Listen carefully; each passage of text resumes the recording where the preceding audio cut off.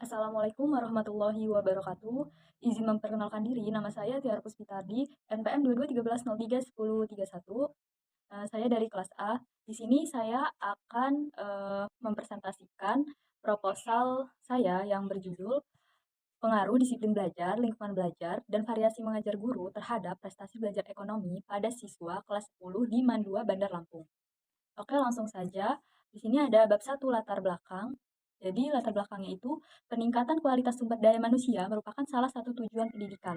Nah, pendidikan itu mempunyai peran penting dalam menjamin kelangsungan hidup suatu bangsa dan negara. Karena pendidikan merupakan wahana untuk meningkatkan dan mengembangkan kualitas sumber daya manusia. Kemudian pendidikan juga adalah suatu sistem yang dirancang manusia dengan tujuan tertentu dan merupakan upaya manusia secara sadar untuk meningkatkan kemampuan dan kepribadiannya sehingga melahirkan sumber daya yang berkualitas. Perwujudan masyarakat tersebut itu menjadi tanggung jawab dunia pendidikan dalam mempersiapkan peserta didik untuk menjadi subjek yang berperan penting menampilkan keunggulan dirinya yang tangguh, kreatif, mandiri, dan profesional di bidangnya masing-masing. Nah, karena itu tidak mengherankan bila bidang pendidikan memperoleh perhatian dari pemerintah. Selanjutnya itu ada rumusan masalah. Yang pertama itu, apakah ada pengaruh disiplin belajar terhadap prestasi belajar ekonomi pada siswa kelas 10 di Mandua Bandar Lampung? Yang kedua, apakah ada pengaruh lingkungan belajar terhadap prestasi belajar ekonomi pada siswa kelas 10 di Mandua Bandar Lampung? Yang ketiga itu, apakah ada pengaruh dalam variasi mengajar guru terhadap prestasi belajar ekonomi siswa di Mandua Bandar Lampung? Yang terakhir itu, ada apakah disiplin belajar serta lingkungan belajar dan variasi mengajar berpengaruh terhadap prestasi belajar siswa di Mandua Bandar Lampung? Itu tadi, rumusan masalahnya. Selanjutnya itu ada tujuan penelitian. Jadi tujuan penelitiannya itu mengetahui pengaruh kedisiplinan belajar, kemudian mengetahui lingkungan belajar dan variasi mengajar guru terhadap prestasi belajar siswa-siswi pada mata pelajaran ekonomi di Mandua Bandar Lampung. Selanjutnya itu ada manfaat penelitian. Jadi manfaat penelitiannya itu yang pertama itu ada manfaat teoritis. Jadi manfaat teoritis ini diharapkan dapat menjadi bahan masukan bagi calon guru untuk meningkatkan prestasi belajar siswa di Mandua Bandar Lampung. Manfaat praktisnya itu kalau bagi siswa pada pemanfaatan media pembelajaran yang baik sangat membantu untuk meningkatkan prestasi belajar. Oke, selanjutnya itu di bab 2 tinjauan pustaka. Nah, pada variabel disiplin belajar. Jadi pengertiannya itu, menurut Ali Imran 2012, 173, disiplin belajar, disiplin adalah suatu keadaan tertib dan teratur yang dimiliki oleh peserta didik di sekolah tanpa ada pelanggaran-pelanggaran yang merugikan baik secara langsung maupun tidak langsung terhadap peserta didik sendiri dan terhadap sekolah secara keseluruhan. Selanjutnya itu ada pengertian lingkungan belajar. Jadi lingkungan belajar merupakan tempat bagi siswa untuk belajar bersama teman-temannya secara terarah guna menerima transfer pengetahuan dari guru yang di dalamnya mencakup keadaan suasana sekolah, relasi sekolah dengan guru dan dengan staf sekolah serta disiplin sekolah. Oke, variabel selanjutnya itu ada variasi mengajar. Jadi menurut Usman pada tahun 2000, variasi mengajar guru adalah suatu kegiatan guru dalam konteks proses interaksi belajar mengajar yang ditunjukkan untuk mengatasi kebosanan murid sehingga dalam situasi belajar mengajar senantiasa menunjukkan ketekunan, antusias, antusianisme serta penuh partisipasi. Maka dari itu, untuk menghindarkan problematika tersebut, perlu diciptakan situasi dan kondisi belajar mengajar yang bervariasi. Selanjutnya itu ada variabel prestasi belajar. Jadi pengertiannya, menurut Winkel dalam Hambani tahun 2011, prestasi belajar merupakan bukti keberhasilan yang telah dicapai oleh seseorang. Dengan demikian, prestasi belajar merupakan hasil maksimum yang dicapai oleh seseorang setelah melakukan usaha-usaha belajarnya. Kemudian prestasi belajar juga merupakan sesuai dengan tingkat keberhasilan dalam mempelajari materi pelajaran dinyatakan dalam bentuk nilai atau rapor di setiap bidang studi setelah mengalami proses belajar mengajar. Oke, untuk lanjutannya itu di sini ada faktor-faktor yang mempengaruhinya ya, faktor disiplin belajar terhadap prestasi belajar siswa. Jadi, prestasi belajar siswa itu dipengaruhi oleh disiplin belajar seperti dikemukakan oleh Amri tahun 2013, semakin tinggi disiplin belajar seseorang, akan semakin tinggi juga prestasi belajar yang diperoleh. Sebaiknya, maka jika semakin rendah dalam belajar akan semakin rendah prestasi belajar yang dicapai.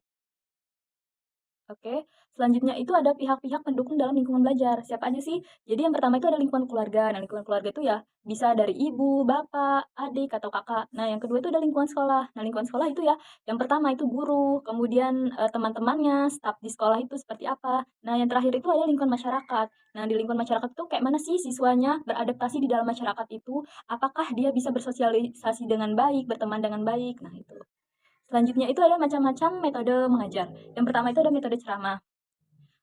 Guru menjelaskan secara langsung ya, jadi metode ceramah. Yang kedua itu ada metode tanya jawab. Jadi guru menanyakan siswa atau siswa menanyakan guru atau memberikan pertanyaan ya. Yang ketiga itu ada metode diskusi. Jadi di dalam kelas itu saling berdiskusi.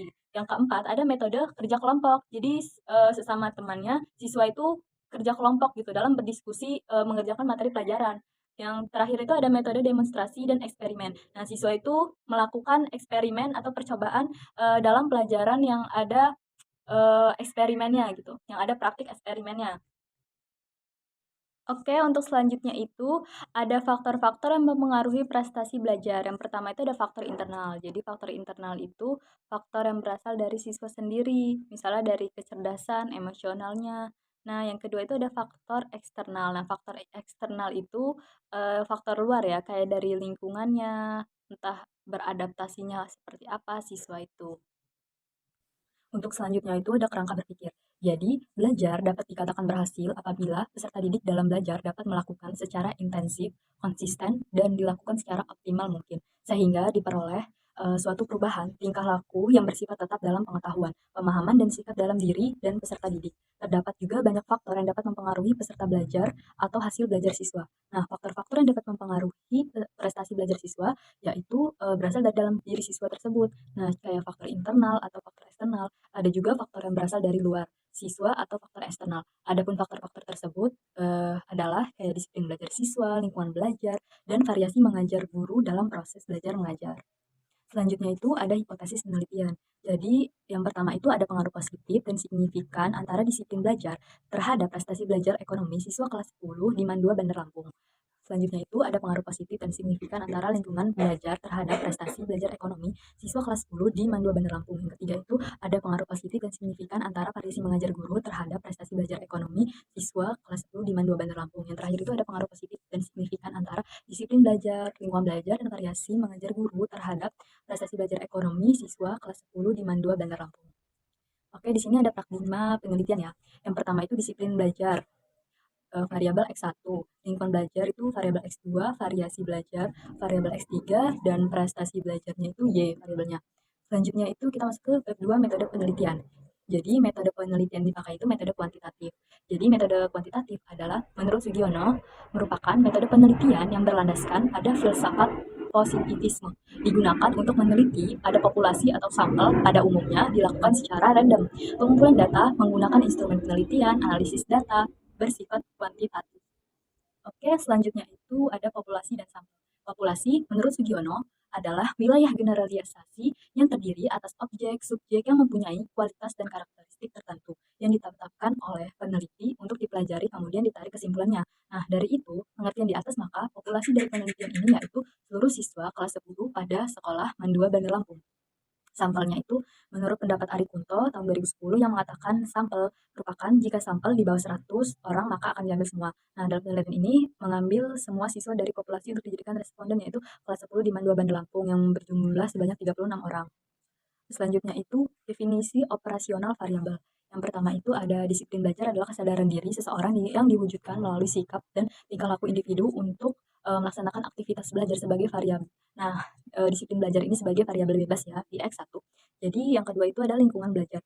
Adalah segala sesuatu di sekitar siswa baik berupa fisik, sosial, keamanan maupun kenyamanan yang ikut berpengaruh. Nah, lingkungan belajar ini variabel X2 ya, variabel bebas. Selanjutnya itu ada variasi mengajar guru. Jadi, suatu kegiatan guru dalam konteks proses interaksi belajar, mengajar yang ditunjukkan untuk menguasai kebosanan murid sehingga dalam situasi belajar mengajar, murid itu senantiasa menunjukkan ketekunan, antusiasisme, serta penuh partisipasi. Nah, pada variasi mengajar ini sebagai variabel bebas X3. Yang terakhir itu ada prestasi belajar. Prestasi belajar adalah hasil yang dipeloreh oleh seseorang melalui suatu kegiatan, juga pembelajaran yang dituangkan dalam nilai berbentuk angka. Nah, pada variabel prestasi belajar ini sebagai variabel terikat, jadi dia variabel Y. Selanjutnya itu ada teknik pengumpulan data. Teknik pengumpulan datanya itu yang pertama itu observasi, yaitu mengadakan pengamatan langsung ke lokasi penelitian. Observasi ini dilakukan untuk melengkapi data yang berhubungan dengan topik penelitian.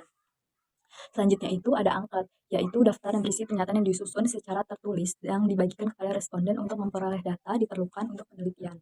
Selanjutnya itu ada dokumentasi. Nah, yang dilakukan untuk mendapatkan data tentang prestasi belajar dengan 2 bandar Lampung yang diperoleh dari daftar kumpulan nilai atau DKN dan peneliti juga menggunakan SIPS untuk melakukan uji validitas. Jadi uji instrumennya itu yang pertama itu uji validitas dan uji reliabilitas.